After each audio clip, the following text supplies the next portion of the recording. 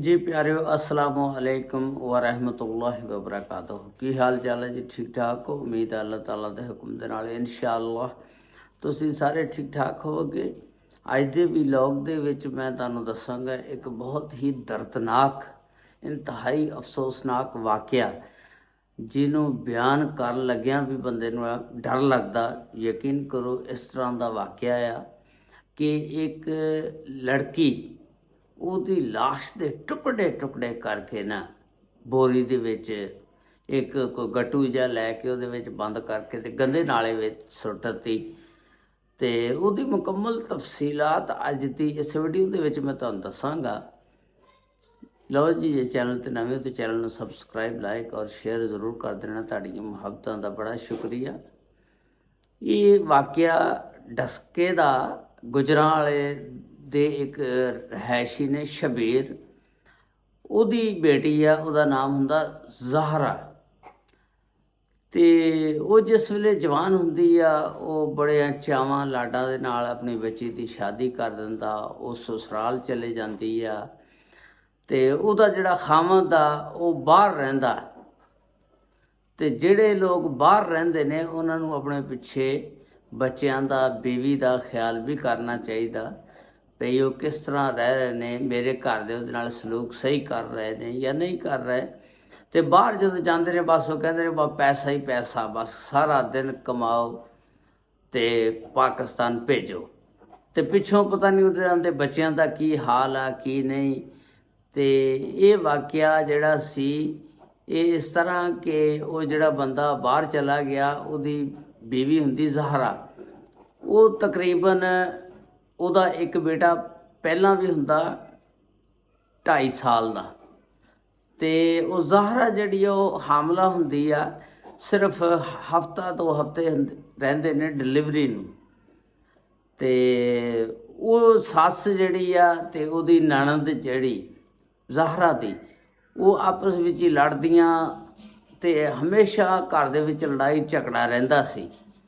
ਤੇ ਇੱਕ ਦਿਨ ਜਿਸ ਵੇਲੇ ਲੜਦੀਆਂ ਤੇ ਉਹਨਾਂ ਨੂੰ ਇੰਨਾ ਗੁੱਸਾ ਆ ਗਿਆ ਕਿ ਉਹਨਾਂ ਨੇ ਨਾ ਉਹਨੂੰ ਚੰਗਾ ਮਾਰਿਆ, ਚੰਗਾ ਵਜਾਇਆ, ਕੁੱਟਿਆ ਤੇ ਇਸ ਤਰ੍ਹਾਂ ਕੀਤਾ ਕਿ ਆਖਰਕਾਰ ਉਹਨੂੰ ਮਾਰ ਹੀ ਦਿੱਤਾ। ਜਿਸ ਵੇਲੇ ਉਹ ਮਰ ਗਈ ਤੇ ਉਹਨਾਂ ਨੇ ਗੁੱਸੇ ਦੀ ਹਾਲਤ ਦੇ ਵਿੱਚ ਮਾਰ ਤਾਂ ਦਿੱਤਾ। ਉਹ ਕਹਿੰਦੇ ਨੇ ਗੁੱਸਾ ਸ਼ੈਤਾਨ ਦੀ ਤਰਫੋਂ ਹੁੰਦਾ। ਨਬੀ ਕਰੀਮ ਸੱਲੱਲਾਹੁ ਅਲੈਹਿ ਵਸੱਲਮ ਨੇ ਫਰਮਾਇਆ ਜਦੋਂ ਇਨਸਾਨ ਨੂੰ ਗੁੱਸਾ ਆਵੇ, अगर खड़ा तो बैठ जाए, अगर बैठिया तो लेट जाए। तो गुस्सा हमेशा शैतान कहता जिस वेले लोहा गर्म हुंदा मैं माड़ी जी सट मारदा सिर्फ तो काम हो जाता। तो उन्होंने गुस्सा चढ़िया सस नूं ते नणंद नूं, ते उन्होंने वो जिहड़ी नूंह सी अपनी सस ने मार कढ़ी। जिस वेले वो मार दित्ती तो हुण वो पछताण, हुण कहण कि इहनूं की करिए, कित्थे लैके जाइए, ਇਹਦੀ ਲਾਸ਼ ਨੂੰ ਕਿੱਦਾਂ ਲੁਕੋਈਏ। ਤੇ ਫਿਰ ਉਹਨਾਂ ਨੇ ਇਹ ਤਰਕੀਬ ਸੋਚੀ ਕਿ ਹੁਣ ਇੱਦਾਂ ਕਰੀਏ ਕਿ ਇਹਦੀ ਲਾਸ਼ ਦੇ ਨਾ ਟੁਕੜੇ ਛੋਟੇ ਛੋਟੇ ਕਰਕੇ 2 ਬੋਰੇ ਲਈਏ ਗੱਟੂ, ਉਹਨਾਂ ਦੇ ਵਿੱਚ ਪਾਈਏ ਤੇ ਪਾ ਕੇ ਤੇ ਗੰਦੇ ਨਾਲੇ 'ਚ ਰੋੜ ਦਈਏ। ਉਹਨਾਂ ਨੇ ਫਿਰ ਇਸੇ ਤਰ੍ਹਾਂ ਕੀਤਾ ਕਿ ਉਹਦੀ ਲਾਸ਼ ਦੇ ਟੁਕੜੇ ਟੁਕੜੇ ਕੀਤੇ, ਮਸਲਨ ਹੱਥ ਦੇ, ਬਾਹਾਂ ਦੇ, ਲੱਤਾਂ ਦੇ ਅਲੱਗ-ਅਲੱਗ ਟੁਕੜੇ ਕਰਕੇ ਨਾ 2 ਬੋਰੀਆਂ ਦੇ ਵਿੱਚ ਉਹਦੇ ਟੁਕੜੇ ਜਿਹੜੇ ਨਾ ਲਾਸ਼ ਦੇ ਪਾ ਕੇ ਤੇ ਉਹ ਗੰਦੇ ਨਾਲੇ 'ਚ ਸੁੱਟ ਆਏ। ਤੇ ਜਿਸ ਵੇਲੇ ਉਹਦਾ ਵਾਲਦ ਲੜਕੀ ਜ਼ਾਹਰਾ ਦਾ ਜਿਹਨੂੰ ਕਤਲ ਕੀਤਾ ਸ਼ਬੀਰ, ਉਹਨੂੰ ਫੋਨ ਕਰਦਾ, ਉਹ ਕੋਈ ਫੋਨ ਨਹੀਂ ਅਟੈਂਡ ਕਰ ਰਿਹਾ, ਨਾ ਉਹਦੀ ਸੱਸ ਨਾ ਉਹ ਜ਼ਾਹਰਾ ਲੜਕੀ। ਜ਼ਾਹਰਾ ਕਿੱਦਾਂ ਅਟੈਂਡ ਕਰੇ? ਉਹ ਤਾਂ ਵਿਚਾਰੀ ਖੁਦ ਯਾਨੀ ਉਹਦੇ ਟੁਕੜੇ ਟੁਕੜੇ ਕਰਕੇ ਗੰਦੇ ਨਾਲੇ ਦੇ ਵਿੱਚ ਬਹਾ ਦਿੱਤਾ ਉਹਨੂੰ। ਤੇ ਉਹ ਕਿੱਦਾਂ ਫੋਨ ਸੁਣੇ? ਉਹ ਬੜਾ ਪਰੇਸ਼ਾਨ ਹੋਇਆ। ਉਹਨੇ ਕਿਹਾ ਸਾਰਾ ਦਿਨ ਹੋ ਗਿਆ। ਤੇ ਫਿਰ ਦੂਸਰੇ ਦਿਨ ਉਹ ਖੁਦ ਜਾਂਦਾ ਘਰ ਦੇ ਵਿੱਚ। ਜਿਸ ਵੇਲੇ ਜਾਂਦਾ ਤੇ ਵੇਖਦਾ ਤੇ ਘਰ ਦੇ ਵਿੱਚ ਨਜ਼ਰ ਨਹੀਂ ਆ ਰਹੀ। ਉਹ ਕਹਿੰਦੀ, ਸ਼ਬੀਰ ਪੁੱਛਦਾ ਕਿ ਜ਼ਾਹਰਾ ਕਿੱਥੇ ਆ? ਤੇ ਉਹ ਅੱਗੋਂ ਸੱਸ ਕਹਿਣ ਲੱਗੀ ਉਹ ਤਾਂ ਤੁਹਾਡੇ ਵੱਲ ਗਈ ਆ, ਸੁਬਾਹ ਦੀ ਉਹ ਤੁਹਾਡੇ ਘਰ ਨਿਕਲੀ ਹੋਈ ਆ, ਕਹਿੰਦੀ ਸੀ ਮੈਂ ਉੱਧਰ ਚੱਲੀ ਆ। ਸ਼ਬੀਰ ਨੇ ਜਦੋਂ ਵੇਖਿਆ ਵੀ ਉਹ 2.5 ਸਾਲ ਦਾ ਜਿਹੜਾ ਬੱਚਾ ਉਹ ਨਾਲ ਹੀ ਲੈ ਗਈ, ਮੇਰਾ ਨਵਾਸਾ ਜਿਹੜਾ ਇੱਥੇ ਖੇਡ ਰਿਹਾ ਤੇ ਇਹਦੇ ਦਾਲ ਦੇ ਵਿੱਚ ਕੋਈ ਕਾਲਾ ਕਾਲਾ ਜ਼ਰੂਰ ਹੈ, ਮੈਨੂੰ ਗੇੜੀ ਦੇਣ ਡਏ ਨੇ ਜਿਹੜੇ ਕਹਿੰਦੇ ਨੇ ਤੁਹਾਡੇ ਵੱਲ ਗਈ ਆ। ਉਹਨੇ ਕਿਹਾ ਵੀ ਮੇਰੇ ਵੱਲ ਤਾਂ ਸ਼ਬੀਰ ਨੇ ਕਿਹਾ ਕੋਈ ਨਹੀਂ ਗਈ ਹੈਗੀ, ਤੇ ਤੁਸੀਂ ਕਹਿੰਦੇ ਉੱਧਰ ਗਈ ਤੇ ਨਾਲੇ ਨਵਾਸਾ ਇੱਥੇ ਫਿਰਦਾ। ਉਹਨੇ ਕਿਹਾ ਜੀ ਇਹਨੂੰ ਨਹੀਂ ਨਾਲ ਲੈ ਗਈ। ਉਹਨਾਂ ਨੇ ਨਾ ਮਲਬਾ ਸਾਰਾ ਉਹ ਜ਼ਾਹਰਾ ਦੇ ਵਾਲਦ ਸ਼ਬੀਰ ਦੇ ਉੱਤੇ ਪਾ ਦਿੱਤਾ। ਉਹ ਸ਼ਬੀਰ ਜਿਹੜਾ ਸੀ ਉਹਨੂੰ ਪਤਾ ਲੱਗ ਗਿਆ ਵੀ ਇਹ ਨਾ ਇਹਨਾਂ ਨੇ ਕੋਈ ਗੇਮ ਖੇਡੀ ਆ ਤੇ ਇਹਨਾਂ ਨੇ ਨਾ ਮੇਰੀ ਬੱਚੀ ਨੂੰ ਲੁਕੋ ਲਿਆ। ਉਹਦੇ ਵਹਿਮੋ ਗੁਮਾਨ ਦੇ ਵਿੱਚ ਵੀ ਨਹੀਂ ਸੀ ਵੀ ਉਸ ਦੀ ਲਾਸ਼ ਦੇ ਟੁਕੜੇ ਟੁਕੜੇ ਕਰਕੇ ਗੰਦੇ ਨਾਲੇ ਦੇ ਵਿੱਚ ਸੁੱਟ ਦਿੱਤੇ ਹੋਣਗੇ। ਤੁਸੀਂ ਵੇਖੋ ਯਾਰ, ਇਨਸਾਨ ਅਗਰ ਕਿਸੇ ਜਾਨਵਰ ਨੂੰ ਪਾਲਦਾ ਨਾ ਤਾਂ ਉਹ ਇੰਨਾ ਜਾਨਵਰ ਦੇ ਨਾਲ ਉਹਨੂੰ ਪਿਆਰ ਹੋ ਜਾਂਦਾ, ਬੰਦੇ ਦਾ ਦਿਲ ਨਹੀਂ ਕਰਦਾ ਉਹ ਜਾਨਵਰ ਵੀ ਕਿਸੇ ਨੂੰ ਦੇ ਦੇਵੇ। ਤੇ ਤੁਸੀਂ ਦੇਖੋ ਇੱਕ ਵਾਲਦ ਜਿਹਨੇ ਬੱਚੀ ਨੂੰ ਪਾਲਿਆ ਪੋਸਿਆ ਬੜਾ ਕੀਤਾ, ਪੜ੍ਹਾਇਆ ਲਿਖਾਇਆ, ਫਿਰ ਕਿਸੇ ਦੇ ਹਵਾਲੇ ਕਰ ਦਿੱਤਾ ਤੇ ਫਿਰ ਉਹਦੀ ਲਾਸ਼ ਦੇ ਟੁਕੜਿਆਂ ਨੂੰ ਇੱਕ ਗੰਦੇ ਪਾਣੀ ਦੇ ਵਿੱਚੋਂ ਨਾਲੇ ਦੇ ਵਿੱਚੋਂ ਇਕੱਠੇ ਕਰੇ ਚੁਗੇ ਤੇ ਫਿਰ ਉਹਦੇ ਦਿਲ 'ਤੇ ਕੀ ਬੀਤਦੀ ਹੋਏਗੀ। ਇਹ ਹੌਸਲਾ ਉਸੇ ਬੰਦੇ ਦਾ, ਮੈਂ ਕਹਿੰਦਾ ਇਹ ਬੜਾ ਅਫਸੋਸਨਾਕ ਦਰਦਨਾਕ ਵਾਕਿਆ ਜਿਹੜਾ ਮੈਂ ਤੁਹਾਨੂੰ ਸੁਣਾ ਰਿਹਾ।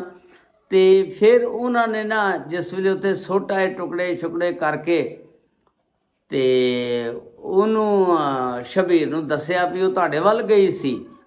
ਤੇ ਸ਼ਬੀਰ ਸਿੱਧਾ ਹੀ ਥਾਣੇ ਚਲੇ ਜਾਂਦਾ, ਜਾ ਕੇ ਗੁਜਰਾਂ ਵਾਲੇ ਦਾ ਰਹਿਸ਼ੀ ਸੀ ਇਹ ਡਸਕੇ ਦਾ ਵਾਕਿਆ, ਥਾਣੇ ਜਾਂਦਾ ਜਾ ਕੇ ਤੇ ਰਪਟ ਦਰਜ ਕਰਾਉਂਦਾ ਕਿ ਇਸ ਤਰ੍ਹਾਂ ਮੇਰੀ ਬੇਟੀ ਜਿਹੜੀ ਇਹਨਾਂ ਨੇ ਗਾਇਬ ਕਰ ਲਈ। ਉਹਨੇ ਸਿਰਫ ਇਹ ਹੀ ਕਿਹਾ, ਉਹਨੂੰ ਨਹੀਂ ਪਤਾ ਵੀ ਇਹ ਕਤਲ ਕਰ ਦਿੱਤੀ। ਤੇ ਅਗਰ ਉਹਨੂੰ ਉਸੇ ਟਾਈਮ ਪਤਾ ਲੱਗ ਜਾਂਦਾ ਵੀ ਕਤਲ ਕਰਤੀ, ਉਹ ਤਾਂ ਬੇਹੋਸ਼ ਹੋ ਜਾਂਦਾ, ਡਿੱਗ ਜਾਂਦਾ। ਬੱਚੀਆਂ ਨੂੰ ਤੁਹਾਨੂੰ ਪਤਾ ਬੱਚੀਆਂ ਦੇ ਨਾਲ ਵਾਲਦ ਨੂੰ ਕਿੰਨਾ ਪਿਆਰ ਹੁੰਦਾ ਤੇ ਉਹ ਉਸ ਵੇਲੇ ਸਦਮਾ ਬਰਦਾਸ਼ਤ ਹੀ ਨਹੀਂ ਕਰ ਸਕਦਾ ਸੀ। ਉਹਨੇ ਇਹ ਸਮਝਿਆ ਕਿ ਇਹਨਾਂ ਨੇ ਅੱਗੇ ਪਿੱਛੇ ਕੀਤੀ ਹੋਣੀ ਆ, ਕੋਈ ਗਾਇਬ ਕੀਤੀ ਆ। ਉਹਨੇ ਜਿਸ ਵੇਲੇ ਰਪਟ ਦਰਜ ਕਰਾਈ, ਪੁਲਿਸ ਵਾਲੇ ਕਹਿੰਦੇ ਠੀਕ ਹੈ ਜੀ ਅਸੀਂ ਲੱਭਦੇ ਹਾਂ ਤੁਹਾਡੀ ਬੱਚੀ ਨੂੰ। ਪੁਲਿਸ ਵਾਲੇ ਜੀ ਉਹਦੇ ਘਰ ਜਾਂਦੇ ਨੇ, ਜਾ ਕੇ ਤੇ ਛਾਪਾ ਮਾਰਦੇ ਨੇ, ਸੱਸ ਨੂੰ ਤੇ ਨੰਦ ਨੂੰ ਫੜ ਲੈਂਦੇ ਨੇ।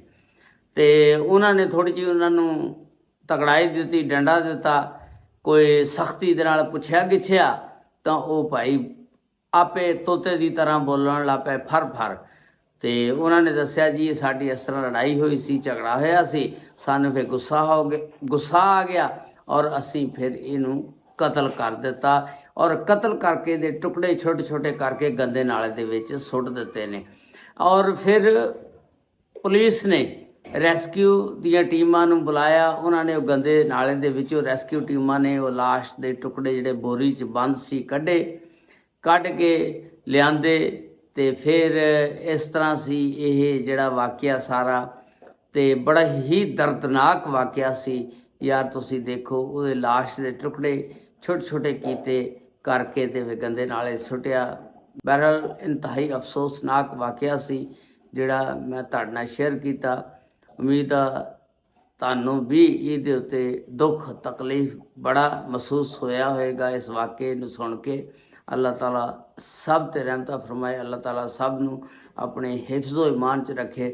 ਅਸਲਾਮੁ ਅਲੈਕੁਮ व रहमतुल्लाहि व बरकातुहू।